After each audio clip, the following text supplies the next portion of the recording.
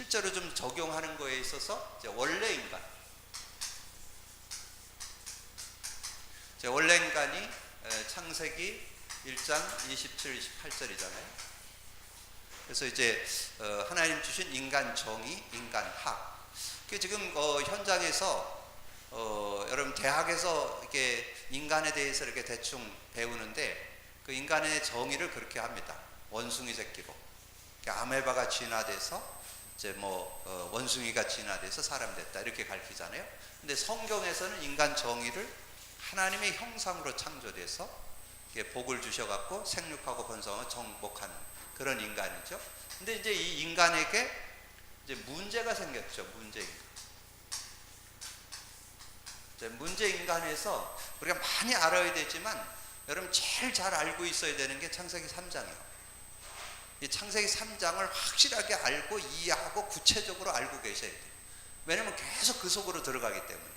그래서 이 창세기 3장을 여러분이 구체적으로 창세기 3장 1절에서 2절을 그럼 구체적으로 좀 알고 있어야 돼요. 그래서 이 창세기 3장에 보면 이제 인간의 문제가 나오는데 이 근본 문제, 그 다음에 근본 문제가 나오고 이제 모든 문제가 나오잖아요. 그래서 근본 문제는 창세기 3장 1절에서 6절. 그래서 이제 여기는 여러분 조금 성구로 좀 얘기해도 괜찮아요. 여기에는 창세기 3장 6절에 하와가 그 선악과를 따먹고 자기 남편에도 주매 그도 먹은지라 그랬잖아요. 그래서 하나님을 떠나죠. 하나님 떠나고. 그래서 로마서 3장 23절에 모든 사람이 죄를 범했음에 하나님 영광을 이루지 못해 죄 때문에 저주 재앙을 받게 되는 거죠. 그리고 요한복음 8장 44절에 이 마귀에게 완전히 장악된, 그래서 이 사단 또는 마귀라고 그랬죠. 여기 완전히 장악된 그런 모습이 되어버려요. 이게 인간 근본 문제예요. 근본 문제. 근데 요거는 눈에 안 보여요. 요게 눈에는 안 보이고 이제 모든 문제만 보이죠. 그래서 여기에 3장 7절에서 20절이잖아요. 창세기 7장 20절에서 여러분이 이제 요건 두 파트로 좀 나눌 수 있어요. 좀 이렇게 여러분 만난 사람 중에 신앙생활 좀 한 사람은 창세기 3장으로 얘기를 하고, 이 창세기 3장을 잘 모르는 사람들은 이제 그냥 불신자 상태를 가지고 이렇게 좀 설명해 주고, 이렇게 좀 말씀을 좀 나눠보면 실제적인 내용을 나눌 수 있습니다. 그래서 여기에 이제 구체적으로 얘기하면 여러분 그 불신자에게 요 용어를 가지고 설명을 해줘도 아주 유익하더라고요.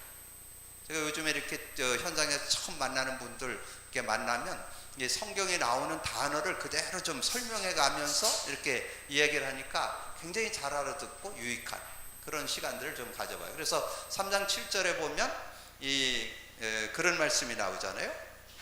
무화과 나무 잎으로 치마를 해 입었다. 이 무화과 나무 잎으로 치마를 해 입었다는 말이 뭐냐면 우상숭배, 미신, 제사, 고사, 종교, 이걸 가리키는 거예요. 그러니까 이걸 설명을 해줘야 돼요.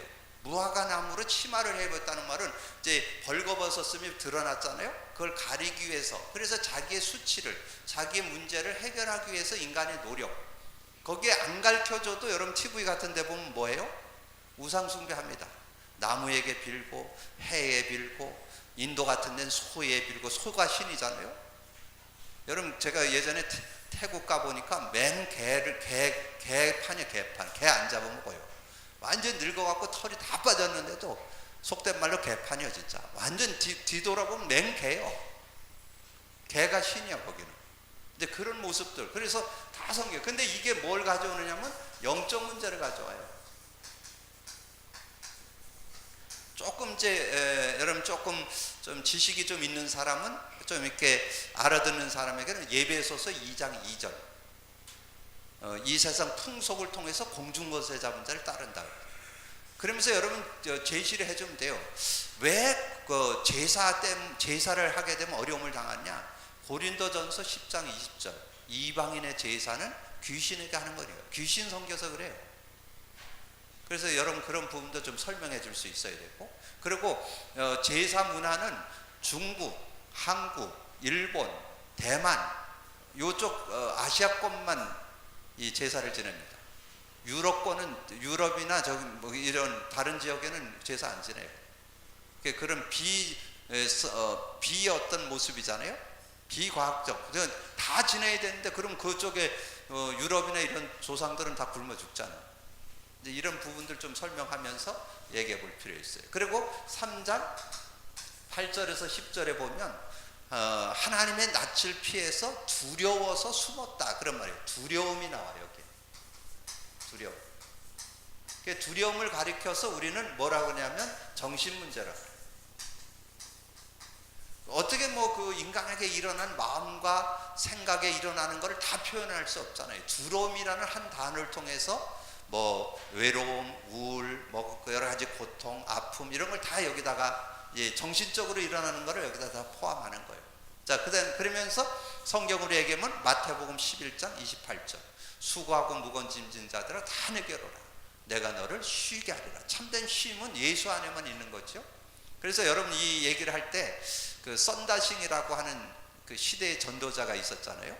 그 썬다싱이 인생을 사는데 너무 괴롭고 힘드니까 어떻게 했어요? 기차 철로에 누워가지고 내 인생 이제 차에 기차가 지나가면 내 인생을 끝내겠다 이러고 딱 누워갖고 있는데 바람이 솔솔 부는데 이게 바람 부는데 종이 하나가 쫙 날라오더니 얼굴이 딱 붙는 거예요. 심심하잖아. 기차는 안 오고. 그래서 이렇게 뛰어가지고 이렇게 보니까 요 성경 한 구절이 마태복음 11장 28절 딱 기록되어 있는 거예요. 수고하고 무거운 짐진 자들아 다 내게로 오라 내가 너를 쉬게 하리라. 나 힘들어 죽겠는데 쉬는 데가 있다는 거예요. 그래서 바로 교회로 갔다니까. 목사님께 이 내용이 뭐냐고. 그러니까 목사님 뭘 설명해 줬겠어요? 인생이 다 그렇게 괴로운 거라고. 그래서 예수 믿어야 된다. 그래서 그 양반이 예수 믿고 시대적인 전도자가 됐잖아요. 그 썬대생이 일하잖아요. 그게. 근데 그런 어떤 모습들. 그래서 두려움. 인간에겐 그거. 지금 최고의 문제가 뭔지 아세요? 스트레스 해소를 못 한다는 거예요. 크고 작게 여러분 스트레스 다 받는다니까. 요즘에 정신 문제는 딴 게 아니에요. 스트레스를 해소를 못 하네. 스트레스를 다 받고 산다는 거죠. 자, 3장 16, 18절. 3장 16, 18절에 보면 여자에게는 모든 고통을 대변하는 한 단어가 있어요. 잉태고통.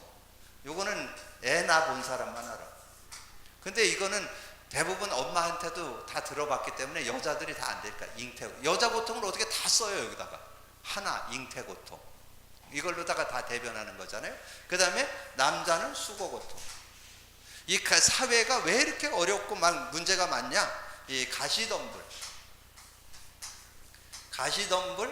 엉겅퀴 이런 것들이 생긴다는 거죠. 이게 뭐예요? 이걸 가리켜서 육신 문제라고 그러잖아요. 육신 문제. 요즘에 뭐 육신 문제가 어떤 가정 속에 여러 가지 어려움이 온다든가 사회생활 속에 어려움이 온다든가 뭐 인간관계에서 어려움이 온다든가 이런 걸 다 육신 문제라고 그러잖아요. 그리고 질병이라든가 이런 것들을 육신 문제라 하죠. 각종 그런 여러 가지 일들이 우리의 삶에 일어날 수 있다는 거죠. 자, 3장 19절에 이제 사람이 흙으로 우리를 취했기 때문에 흙으로 돌아간다 하는 내용이 나와요. 흙으로 돌아가는데 흙으로만 들어가지 않죠. 내세 문제. 네, 요 육신 문제는 사도행전 8장 4절에서 8절. 그 사마리아 지역에 중풍병과 안진병이 있었더라. 그런 내용이 나오잖아요. 그리고 요 내세 문제는 누가복음 19장, 누가복음 16장이죠. 누가복음 16장 19절에서 31절에 어떤 부자가 너무 돈이 많아서 맨날 잔치하는 거예요.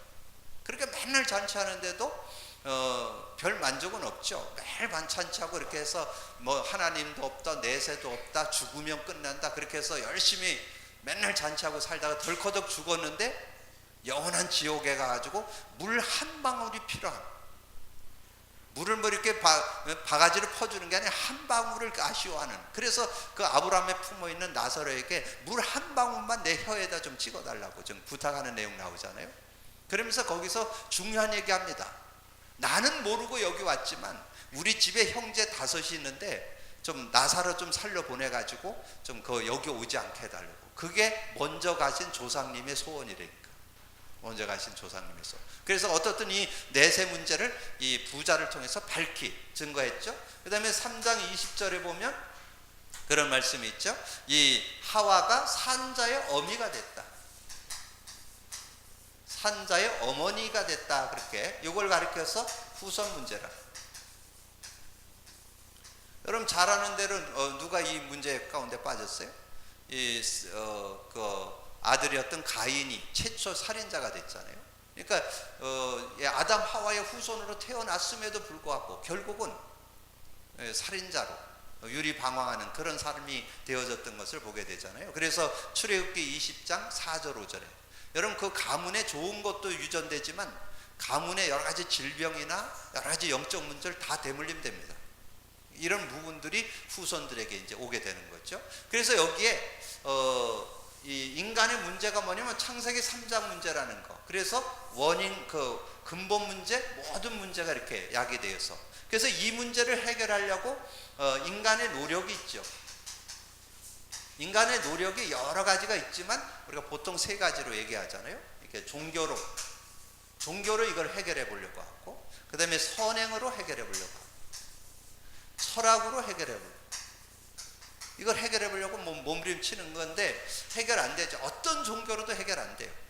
사도행전 4장 12절 선한 인간에게 구원을 얻을 만한 다른 이름을 준 적이 없다.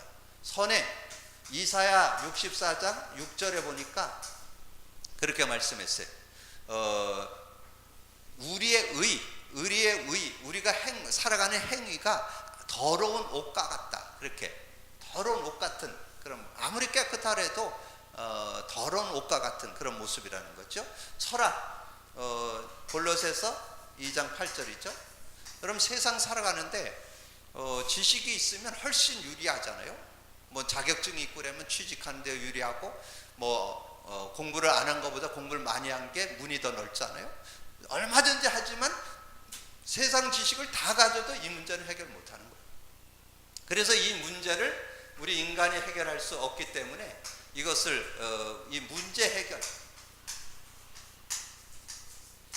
해결을 이제 하나님이 해결해 주신 거잖아요. 그래서 이 창세기 3장 문제, 이 창세기 3장 문제를 해결하는 걸로 창세기 3장 15절 여자의 후손이 와서 뱀의 머리를 깨트릴 것이다. 이 여자의 후손이 해결한다는 거죠. 이사야 7장 14절 보라 처녀가 잉태하여 아들을 낳으리니 그 이름을 임마누엘이라. 마태복음 1장 18절에서 23절에 마리아의 몸에 성령으로 잉태하사 아이를 낳는데 그 이름이 예수예요. 예수. 그래서 하나님이 예수를 통해서, 그래서 21절에 예수, 이 예수라는 뜻이 구원자, 구세주란 뜻이에요. 구세주란. 예수를 보내서 우리 인간의 문제를 해결하겠다는 거죠. 근데 그분이 오셔서 마태복음 16장 13절에서 2절 16절에 그리스도가 되셨잖아요. 그리스도. 자, 그리스도가 되셔서, 자, 그리스도란 뜻이 뭐예요? 참 아이러니하죠? 여러분 주변에 한번 확인해 보세요. 교회 다닌다는 사람, 여러분 그리스도에 대한 의미 아는 사람 거의 없습니다. 그러면 10층 팔고 구원받은 종교 생활입니다. 예수 믿으면 구원은 받아요. 그리스도 모르면 종교 생활해야 돼요. 그리고 그리스도 모르면 세상에 불신자 종노릇합니다. 그리스도 알아야 여러분 자신도 이길 수 있어요. 세상도 이길 수 있어요. 모든 환경 이길 수 있어요. 여러분 인간의 근본 문제가 여러분을 언습해 오는데 구원 받아놓고도 계속 이 속에 빠져서 헤매고 있는 사람 많다니까요. 오늘 여러분이 완전 승리하시기 바랍니다. 그리스도 제대로 알면 여러분 자신 이길 수 있어요. 여러분 모든 인간관계 넘어설 수 있다니까. 모든 세상 문제, 환경, 위기 다 이길 수 있다니까. 그게 그리스도예요. 이번 주 특별히 고난 주간에 그리스도 언약 확실히 잡는 주간 되기를 주님의 이름으로 축복합니다. 여러분 인상 쓴다고 해결되는 게 아니에요. 그리스도가 해결하는 거예요. 그리스도는 뭔 뜻이냐? 이 그리스도는 기름 부음 받은 데인데 이 선지자에게 기름을 붓고, 제사장에게 기름을 붓고, 이 왕에게 기름을 붓어요. 근데 예수님이 선지자가 돼서, 선지자는 뭐냐면 내게로 돌아오라, 내게로 돌아오면 살고 나를 떠나면 죽는다. 하나님 만나는 길, 요한복음 14장 6절, 나는 길이요 진리요 생명이니 나로 맘지 않고는 아버지께 갈 자가 없다. 유일한 길, 예수 그리스도, 그리스도를 통해서 하나님 만나는 길이 되고, 제사장, 백성이 죄를 지으면 짐승에 정가시키고 그 짐승의 피를 갖다가 지성소에 뿌리면 그 피를 보고 하나님이 그 죄를 용서해 줬거든요. 그래서 예수님이 로마서 8장 2절에 이는 그리스도 예수 안에 있는 생명의 성령의 법이 죄와 사망에서 너를 해방했다. 모든 죄와 저주에서 해방과 자유를 허락해 주시고, 왕권은 권세, 능력을 가리키거든요. 그래서 예수님이 세상 임금을 심판하려고 오셨다. 예수님이 세상 임금 심판을, 요한복음 12장 31절, 요한복음 16장 11절, 세상 임금을 심판하기 위해서 왔다. 요한일서 3장 8절에 하나님의 아들이 나타난 것은 마귀의 일을 멸하려고. 그래서 예수님이 그리스도에 되셨다는 말은 인간 근본 문제 세 가지 해결자다, 그런 뜻이에요. 그럼 인간 근본 문제 원인이 제거됐다면 결과는 시간표에 의해서 해결됩니다. 요걸 먼저 여러분이 복음 누리기 전에 요거부터 다시 한번 확인해 놓으셔야 돼요. 이걸 계속 확인하고 누리는 게 복음 누림이에요. 자, 그러면 여러분 이렇게 해서 문제 해결됐는데 내 것이 돼야 돼요. 내 것이 되는 게 영접이에요. 그렇죠? 영접을 해야 내 것이 되는 거예요.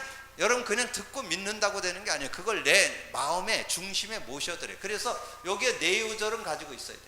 로마서 10장 10절에 마음으로 믿어 의에 이르고 입으로 시인해서, 마음으로 믿는다는 건 여러분 이성과 지성으로 원래 인간이 이랬다, 문제 가운데 빠졌다, 문제 해결을 하나님이 예수 그리스도를 통해서 해결했다, 그걸 믿는 걸 마음으로 믿는다고 그래요. 그걸 입으로 시인할 때 구원받는데, 계시록 3장 20절 볼지어다 내가 문 밖에서 두드리노니 누구든지 내 음성을 듣고 문을 열면 내가 그에게로 들어가 그를 더불어 먹고 그는 나와 더불어 먹으리라. 어떻게? 요한복음 1장 12절에 영접하는 자, 곧 그 이름을 믿는 자들에게 하나님의 자녀가 되는 권세를 줬다. 자, 그러면 여러분 영접했을 때 바로 고린도전서 3장 16절 너희가 하나님의 성전인 것과 하나님의 성령이 너희 안에 계시는 줄을 알지 못하노니요. 자, 그러면 이제 우리가 복음을 가졌다면 이제 오늘부터 다음 주까지 복음을 가졌다면 누림이 돼야 되거든요. 이 누림에는 적용의 시간표가 좀 필요하다. 적용 과정을 제가 이제 좀 설명을 하려고. 그래서 이 복음을 다시 한번 좀 설명하는 것은 여러분이 갖고 있는 복음을 다시 정리해서, 제가 이제 요 메시지를 복음을 이렇게 정리해서 영접하는 그런 시간을 가진 다음에 그 다음에 제가 이렇게 물어봅니다. 복음이 뭐냐고. 그럼 이렇게 딱 정리를 해요. 원래 인간, 문제 인간, 문제 해결, 영접, 요것만 딱 가지고 가면, 그리고 제가 요거를 딱 해갖고 판서해가지고 요거를 사진 딱 찍어서 이렇게, 요즘 참 그래서 좋아요. 카톡에다가 사진 찍어서 보내주면 돼. 그럼 집에 가서 이거 다 찾아보면 돼. 이거 쓰는 거 어렵거든요. 그래서 제가 이걸 사진 찍어갖고 이렇게 바로 이렇게 전해주면서 다음까지 읽어. 그럼 이제 그 다음 주만은 뭐 물어보냐? 복음 뭐요?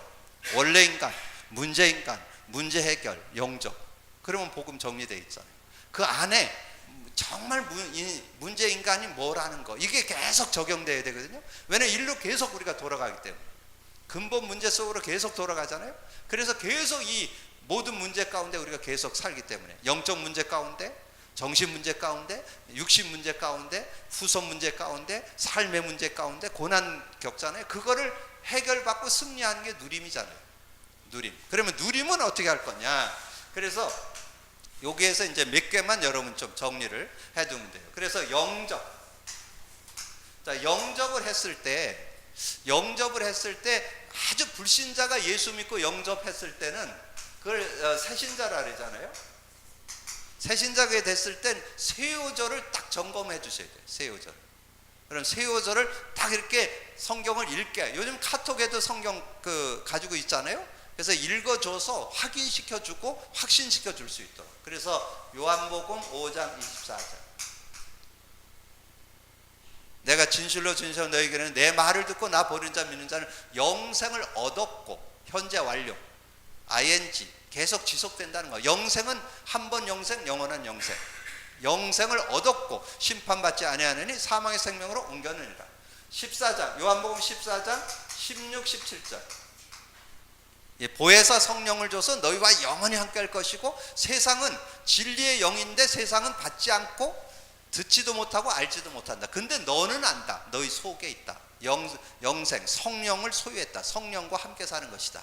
그리고 누가복음 10장 20절, 누가복음 10장 20절, 너희의 이름이 하늘에 기록된 것으로 기뻐해라. 천국에 보장되어 있다는 거죠. 그래서 새생명 새생활 4과에 나오죠. 4과에 나옵니다. 천국 호적 등본 열람.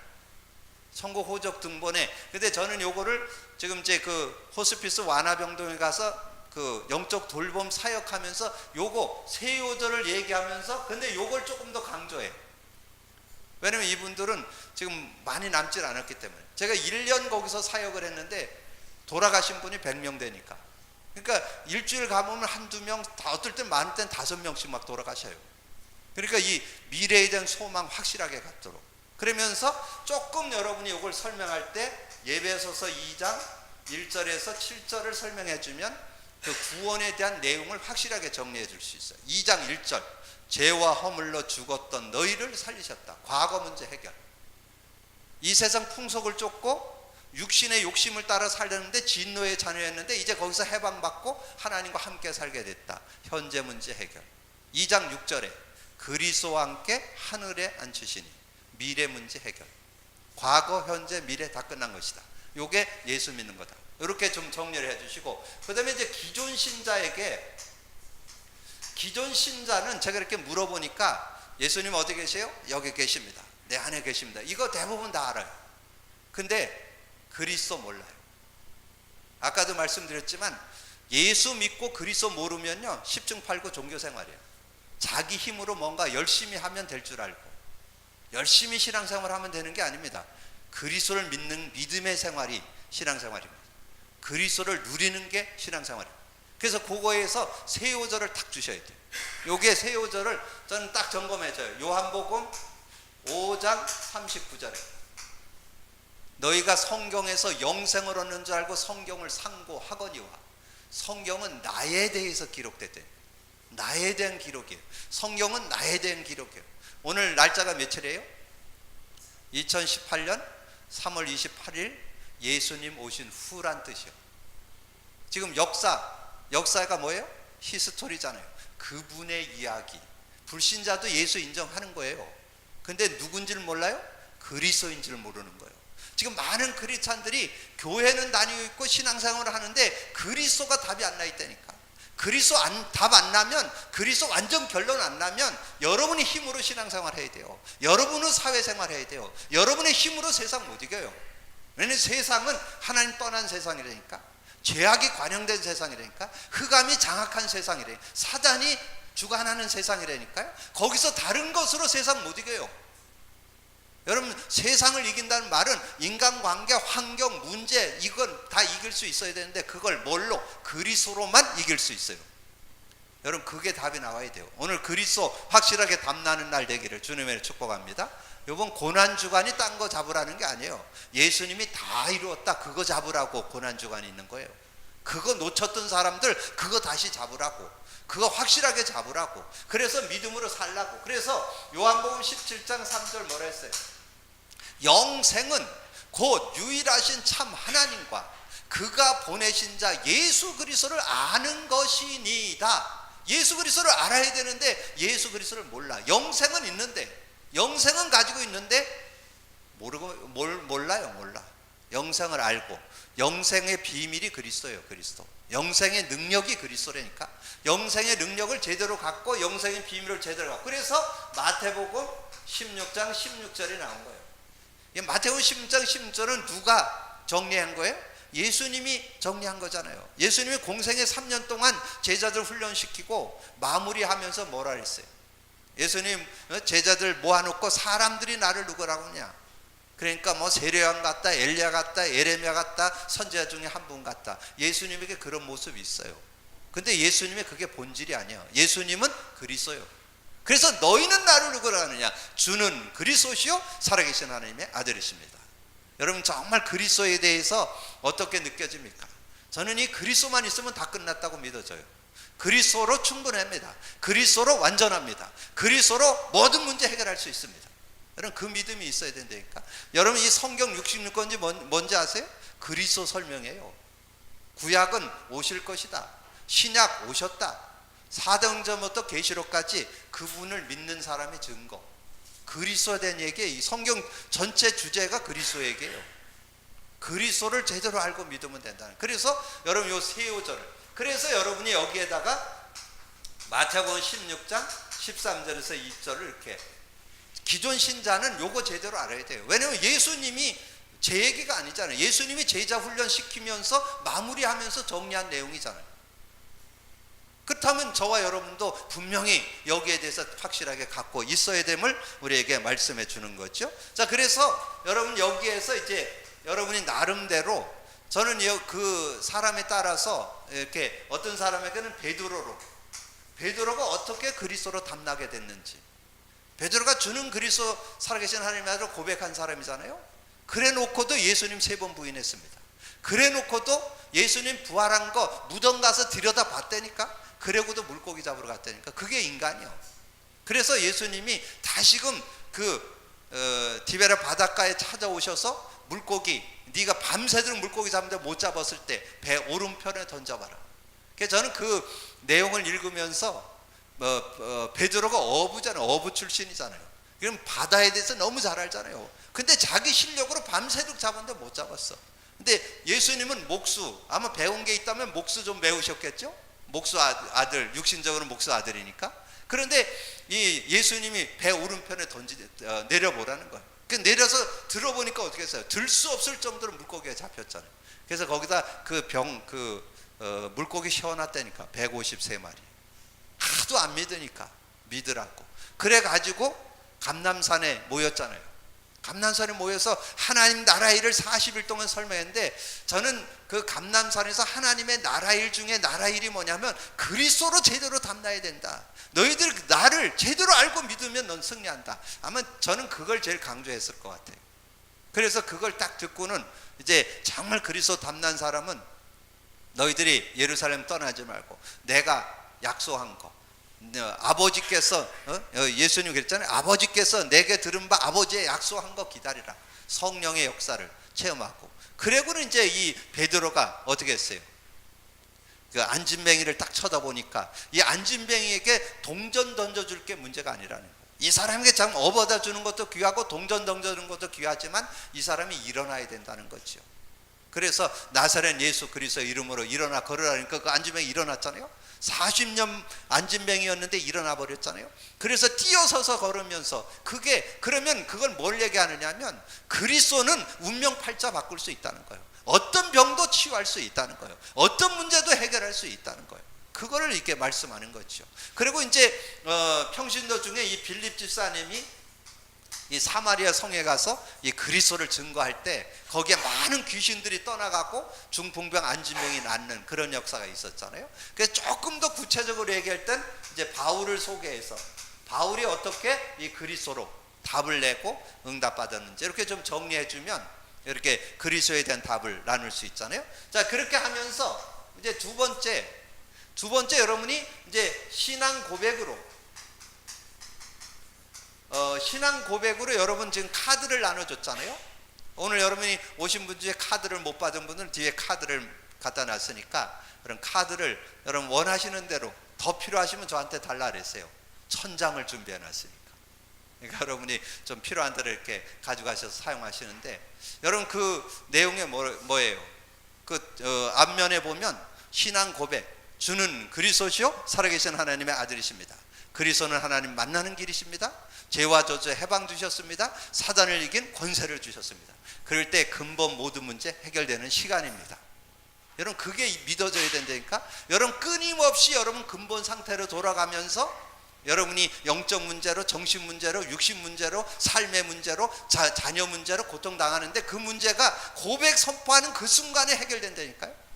여러분 그 믿음이 있어야 된다니까요. 그래서 여러분이 실제적인 그런 응답과 축복 속으로 들어가요. 그래서 이 신앙 고백을 여러분이 읽기. 근데 제가 이렇게 읽기를 해보니까 실제 삶의 누림이 잘 안 돼요. 읽는 건 나쁠 건 없지만 읽어갖고는 안 돼요. 암송을 해야 돼요. 암송. 암송을 해야, 그래야 이게 영혼에 담기고. 그래서 저는 이렇게 이런 내용을 이렇게 실제적으로 이렇게 설명을 합니다. 그래서 제가 이렇게 손을 이렇게 해가지고 이렇게 왼손을 이렇게 들어가지고 여기 새끼손가락 읽기, 여긴 듣기, 여긴 공부, 요건 암송, 요건 묵상. 이렇게 손을 가지고 이렇게 얘기해. 여러분 그 듣는 거는 15% 남아요. 읽는 거 35%, 공부한 거 75%, 암송한 거 100% 남아요. 그래서 암송을 해야 돼요. 그래서 가능하면 암송해서 그것을 묵상하도록. 그래서 묵상할 때 의미가 다가와야 역사가 일어나요. 그러니까 여러분이 읽은 거, 들은 거, 공부한 거, 암송한 걸 하는데 가능하면 암송해서 묵상을 해야 여러분 마음과 생각도 지키고 뇌도 살아나요. 뇌도. 암송을 하게 되면 뇌도 살아나요. 그래서 그거를 암송을 시키는데 암송을 시켜갖고 이렇게 하는데 그래서 제가 이렇게 설명할 때 그렇게 얘기해요. 이 정시기도, 보통 승리한 사람들은 정시기도를 3번 했다. 그래서 3번은 고백을 해야 된다. 근데 내가 보니까 바울은 5번 했더라. 그리고 제가 성경을 보니까 시편 기자는 하루 7번씩 주님을 찬양했다. 그게 시편 119편 164절에 나와요. 그래서 저는 이걸 찾아 읽게 하고 최소한 하루 7번 이상은 해야 된다. 근데 제가 해보니까 진짜 집중하려면 한 20-30번. 그리고 여러분 저녁에 잠들 때 뭐 해요? 잠들 때 여러분 뭐 염려하고 근심하면요, 여러분 잠도 못 자요. 근데 이거 고백하면 한 10번 고백하면 어느 날 꿈나라 가 있어요. 한번 해보세요. 얼마나 좋은지 몰라. 그냥 주는 그리스도시요 살아계신 하나님의 아들이십니다. 그리스도는 하나님 만나는 길이 되십니다. 죄와 저주에서 해방 주셨습니다. 사단을 이긴 권세를 주셨습니다. 이거 한 5번 10번 하면 꿈나라 가 있다니까. 얼마나 좋아요. 뭐 여러분이 염려한들 뭐 키 하나, 머리카락 하나 희고 걷게 할 수 있는지 아세요? 여러분이 염려하고 아무것도 안 된다니까. 그 시간에 그냥 고백하고 기도하고. 자, 이렇게 하면서 이것을 암송한 것을 고백 선포하도록. 자, 고백 선포하게 되어질 때 여러분의 마음, 여러분의 생각, 여러분의 삶에 일어나는 것, 삶에 일어나는 모든 것이 다 해결됩니다. 여기 이게 마스터 키라니까. 여러분 이 예수 그리스도를 사용만 하면요, 마음의 문제, 생각되는 거 모든 거 다 치유될 수 있다니까. 얼마나 좋아요. 마음과 생각을 치유하고. 그러면 여러분 영의 상태도 치유되고 육신도 치유되고 건강도 없고 얼마나 좋아요. 이걸 계속 고백 선포하는. 그래서 이제 이것을 해야 될 증거를 이제 대주는 거예요. 고백 선포를 하는데 우리가 구원받은 저와 여러분이 뭐만 하면 되냐? 예수 이름만 부르면 돼요. 그러면 그때 성령의 역사예요. 그러면 모든 문제 해결돼요. 그래서 새 요절 요한복음 14장 14절, 요한복음 15장 16절, 16장 24절, 이거를 근거해서 예수 이름만 부르는. 근데 많은 분들이 기도를 어려워해요. 그래서 저는 요즘에 현장에서 기도를 요것만 기도하라고 그래요. 주는 그리스도시요 살아계신 하나님의 아들입니다. 그리스도는 하나님 만나는 길이 되십니다. 죄와 저주에서 해방 주셨습니다. 사간 이긴 권세를 주셨습니다. 우리 아들 요번에 시험 잘 보게 해주세요. 그러면 기도예요. 그게 뭐 기도 뭐 너무 어려울 거 없어요. 앞에 붙여도 되고 뒤에 붙여도 되고. 왜냐하면 모든 문제 해결하는 길이 예수 그리스도니까. 그 이름으로 모든 거 다 해결해요. 그래서 요 이름을 주셨는데 어떻게? 요한복음 17장 11절 12절 그 이름, 거룩하신 아버지여 내게 주신 이름으로 우리 하나님의 자녀들을 보존하고 지키셨나이다. 하나도 망한 사람이 없어요. 다 승리했어요. 그 이름 부르면 그 이름으로 다 승리하는 그런 축복을 얻게 됐다는 거죠. 그렇게 적용시키면 돼요. 자, 그러면서 그 뒤에 보면 기도문이 있어요. 기도문에는 영적 기도문이 있고 그 다음에 적용 기도문이 있어요. 그래서 어떤 분이 제가 이렇게 영적 기도문을 이렇게 하니까 너무 이렇게 간단해가지고 조금 그 내용이 좀 부실하다고 그런 얘기를 하더라고요. 근데 여러분 이해하시면 돼요. 그럴 수도 있어요. 그런데 지금 이 카드의 영적 기도문은 왜 그걸 하게 되느냐 하면 이렇게 복음을 전에다가 뭐 이렇게 그 현장에서 여러 사람을 만나잖아요. 근데 이렇게 복음을 전해 보는데 그 자리에서 영적 기도하는 거를 어려워하는 분들이 종종 있더라고요. 제법 있어요. 그런 분들이 직접 이렇게 영접하는데 분명히 말씀도 잘 듣고 바로 영접 기도하면 될 것 같은데 그 자리에서 영접하는 걸 굉장히 어려워하고 쑥스러워하고 이러는 분이 있더라고요. 지금 그거를 제가 병원에서 직접 목격했다니까. 그 아버지를 이렇게 간병하는 딸이 있었는데 제가 처음에 가서 그 아버지에게 복음 전해서 영접하고 한 3주 이렇게 가서 아버지에게 기도도 해주고 이렇게 좀 도움을 드렸는데 나중에 이제 고맙잖아요. 그러니까 이 딸이 좀 마음이 열리잖아요. 그래서 제가 이제 아버지에게 복음을 정리해 주면서 기도해 주면서 다시금 딸도 예수 믿어야 된다. 주변의 가족들은 다 믿는데 자기는 믿을 생각이 없다는 거예요. 그런데 제가 이렇게 복음을 얘기하니까 잘 듣더라고요. 이렇게 느껴져요. 이게 말씀을 잘 듣는다는 게. 근데 마지막 복음을 정리해 주고 초청을 하니까 영접을 안 하겠다는 거예요. 그럴 때는 어떻게 해요? 카드를 주면서 혼자 하시면 된다고. 그럴 때 쓰는 거예요. 그리고 자존심 강한 사람이나 조금 엘리트들, 지식인들은요, 여러분 앞에서 이렇게 기도하는 거를 싫어해요. 이제 이런 분들에게는 그걸 주면서 그냥 읽으시면 된다고. 그리고 이제 어느 날 기회가 되면 구체적으로 다시 한번 좀 복음을 정리할 기회가 있으면 정리하시면 돼요. 그렇게 좀 적용 기도문을 활용하시면 되고, 그 다음에 영적 기도문을 활용하시면 되고, 거기에 이제 적용 기도문 있잖아요. 이제 적용 기도문은 제가 이렇게 시간표를 복음 누린 과정이잖아요. 지금 적용 과정. 그러니까 저는 이렇게 고백 선포하는 신앙 고백 선포를 이렇게 읽게 하고, 처음에는 읽도록 한 세 번씩 읽으라고, 그러다가 나중에 암송하게 하고, 그 암송이 되어서 이제 묵상을 하게 되면 이제 그러면 이제 본인이 느껴져요. 이제 평안이 오기도 하고, 또 염려 근심됐던 걸 놓고 이렇게 고백했더니 그게 해결되기도 하고, 이런 체험들이 슬슬 옵니다. 이제 이런 시간이 되어졌을 때 특별히 확실하게 보여지는 문제, 어려움, 이런 것들이 왔을 때는 그거를 실제로 이렇게 좀 적용할 수 있도록, 그렇게 해서 거기 적용 기도문이 있는 거예요. 그래서 그 적용 기도문도 저는 이렇게 암송하도록 합니다. 암송하고 적용을 하면 아주 유익해요. 예수님, 나의 영적 문제는 포괄적인 문제예요. 나의 영적 문제의 주인 되어 주셔서 해방받고 자유하게 하시고, 역사하는 사단은 예수 이름으로 예수 이름으로 떠나갈지어다. 예수 그리스도 이름으로 기도합니다. 이렇게 암송을 하게 하면 아주 유익해요.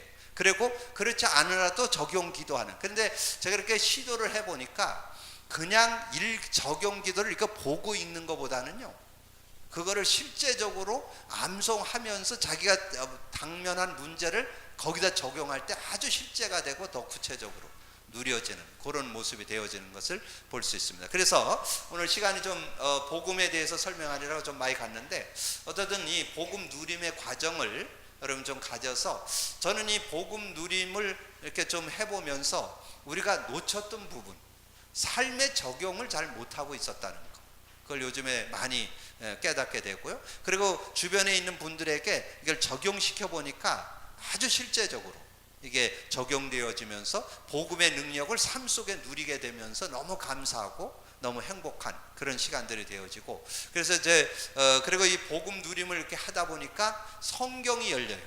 왜냐하면 성경 주제가 그리스도이기 때문에 성경 보는 눈이 열리고, 그리고 여러분 듣고 나는 말씀, 메시지가 이게 은혜로 다가오고 아주 실제적으로 다가오고, 그러면서 최근에 제가 누린 게 있어요. 여러분에게 강단 말씀 단어, 문장, 성구, 내용 잡으라고 그러잖아요. 근데 예전에는 여러분이 단어를 잡아서 묵상 오래 해야 되잖아요. 근데 요즘에 복음 누리고 있으니까요, 단어 잡는 그 순간에 은혜가 돼요. 단어 잡는 그 순간에 그게 믿음으로 딱 다가와요.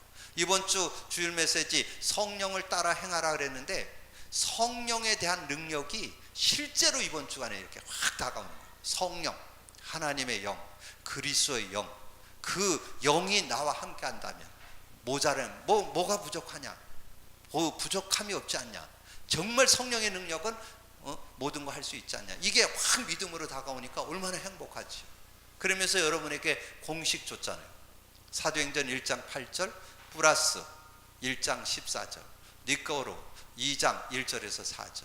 여러분 그거 공식만 외우면 여러분 그 공식은 대입만 하면 되잖아요. 그럼 그대로 그 응답 속에 여러분 성령 충만한 가운데 자신 이길 수 있죠. 인간관계 이길 수 있죠. 환경 이길 수 있죠. 모든 삶 이길 수 있죠.